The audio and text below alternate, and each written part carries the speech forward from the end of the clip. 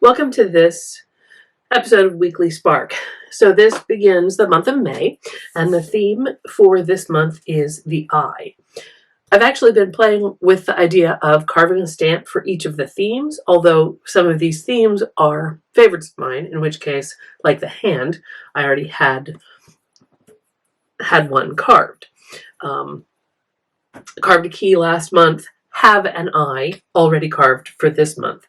So the idea of carving stamps and having these new motifs, kind of like a new vocabulary that I could use in my art journal, had me digging out all my stamps and seeing what I had, and I thought, I just want to layer some stamps and just play with some existing images that I have, although I will be using the eye, of course, for this month. So I've carved all different things over all different times. This is just plain unmelted linoleum, and I chose it for the labyrinth because it's really firm, so it was going to hold well for the precision of this and the relative, small size of this. I use this kind of easy cut a lot because it's fast, it's nice, and if it's thick enough, you can carve on both sides. If it's thinner, I don't carve on both sides, and you see you do get a little curling and flexing, but that's okay because you're either pressing your paper down on or your stamp onto your surface, and you can make sure to press and get good contact there. The one I don't like as much is whatever brand this pink one is. Well, this bird is turning out fine. I've had some of these that have gotten a little like melty, kind of sticky over time, so I'm not sure, maybe I had a bad batch, since these guys are perfect. But that's something I want to investigate. I have more of all of them, so I'm sure over the course of this year I'm going to use every single type of this in carving new designs. So first things first, this linoleum works better with the paper laid on because then you can burnish the paper down and really pick up that ink. So I'm going to do this first onto some text here and then collage that in. This is a spread in my book that I had just put down some green when I had excess paint. So I'm going to work on the left side of the spread, and most of my background is going to be this text from an encyclopedia. I am using both Blick and Speedball printmaking ink. It is water soluble, so that makes cleanup really easy. That does mean that it's not the best thing paired with watercolors, because then it does run a little bit. I haven't used them in a long time. This feels really, really thick inside. So we'll see if this even works. And I've just got a paint palette to use as my kind of printing block.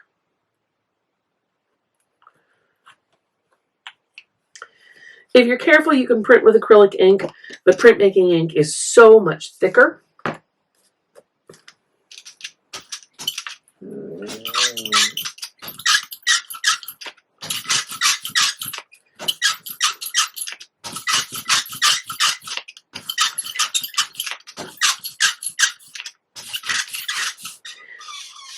So aside from the squeak in my brayer,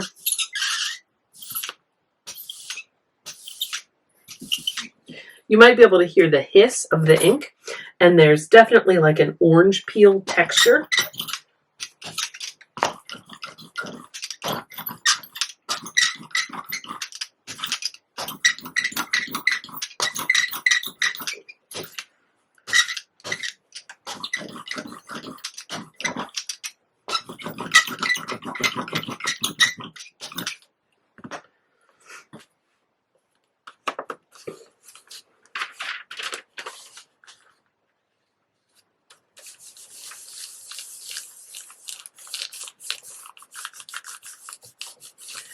And that ink was really thick. I had a lot of trouble kind of inking the block. So I'm hoping that I get the clean print off this. Clean enough. I wish, for a different purpose, I would want to do it again and have this line be a lot heavier. You still see some of that orange peel texture in there. But for today's purposes, this is fine.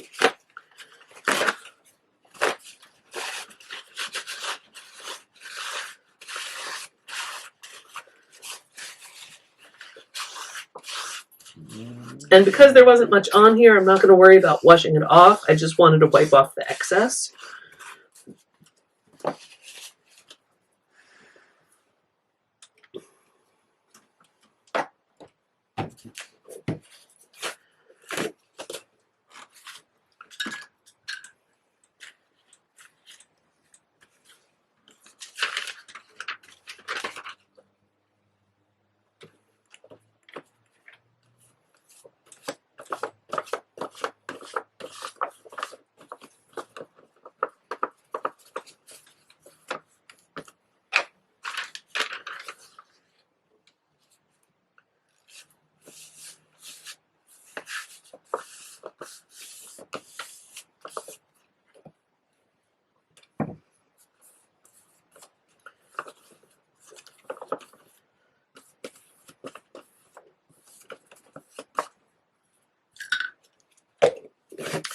So I glued that down with matte gel medium and tried to keep the medium off of not only the wet ink, because I don't want to smear it, but then I can, in theory, continue printing even though that is drying on the edges.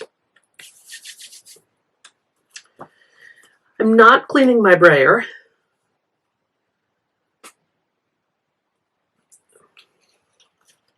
I'm using kind of a copper bronzy color next, and so I'm okay if they blend together a little bit.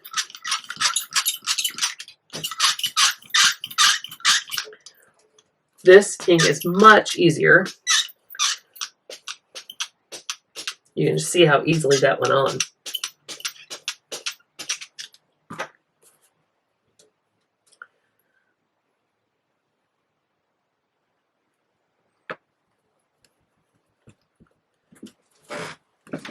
Pardon the top of my head. I just want to give this really good pressure since it is in a book and there are a lot of pages underneath. That kind of transparency, I think, is fabulous. If you've taken a class with me or watched any of my videos, you know that I love layers, and so I love the layering that I'm getting here. Next, again, dirty palette, a little white.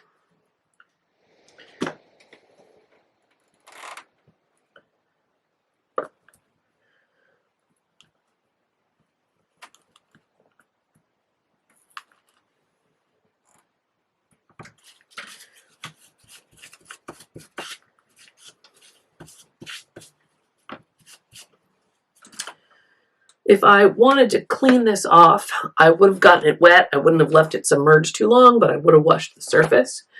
This kind of easy carved material, like you saw, it just wiped right off the hand. The printing inks just wiped right off the hand, but these are easy. If you're doing a lot of this stuff, you could have a tray of water on your table and just drop them in. That way you wouldn't have to wash them. The printing ink wouldn't start to dry. So that turned out a little kind of sagey green because it was the copper and the white together. That's okay. It wasn't exactly what I was going for, but that's okay. I'm going to pause here and go ahead and wash off my brayer because I think that I'm going to probably stamp the eye and its accompanying frame with like an ink pad, something darker. Because they are smaller, they'll be easy to stamp with an ink pad. So let's pause here and I'm going to consider what happens next.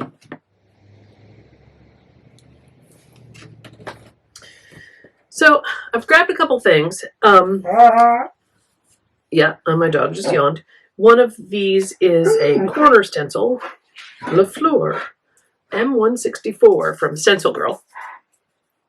And I haven't tried this much. I've obviously tried it once because it's stained, but I wanted to put that in the two bottom corners. I think it'll fit nicely. And I have this colored gesso from Jane Davenport that I haven't really tried yet. This is they call it a velvet base paint, so I think it's just really opaque.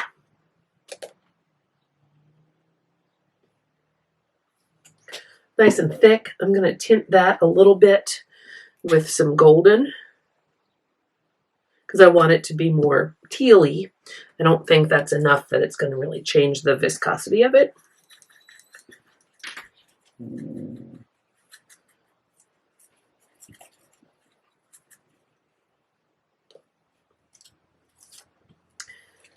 I'm using a stencil brush, and I hope that it's going to work.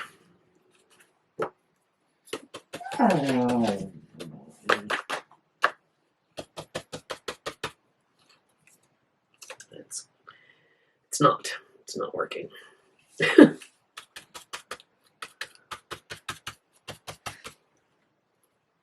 working better.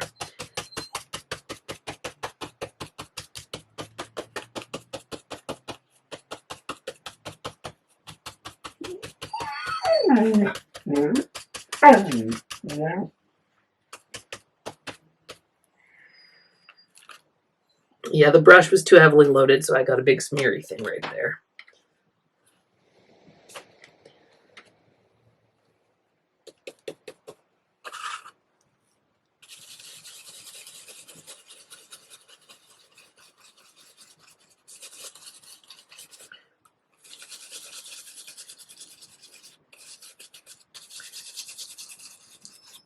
My logic was that there was so much paint on the stencil that I might be able to get away with doing that kind of swirly thing, kind of. So that works okay. This is definitely messier. That's definitely cleaner, but I can live with that. So now I have these repeat curves here and here and here. So I just traced in some pencil lines there. So that'll be another repeat curve. I thought that I might want to put some words in, but I need to think about what those words might be. And that's a good place to pause. I'll be right back.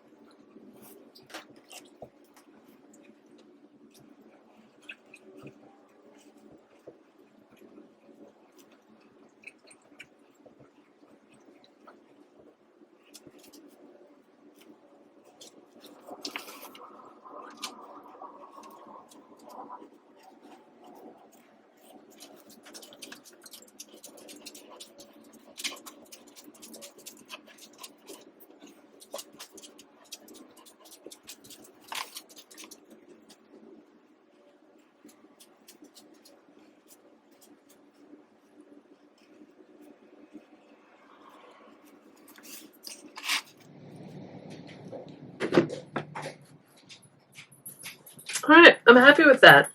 Got to try a new stencil. Got to use my eye stamp. Got to play with some excellent colors, layering some stamps. I could do something at the top, but I don't think it needs it. I did use some of my extra print ink here. It's a very slow to dry page, but that'll be a nice base for a page in the future. So for now, I'm going to call that a go. As always, do the YouTube things if you're so inclined to like the channel, like the video, subscribe, and I look forward to seeing you next week for another episode of Weekly Spark.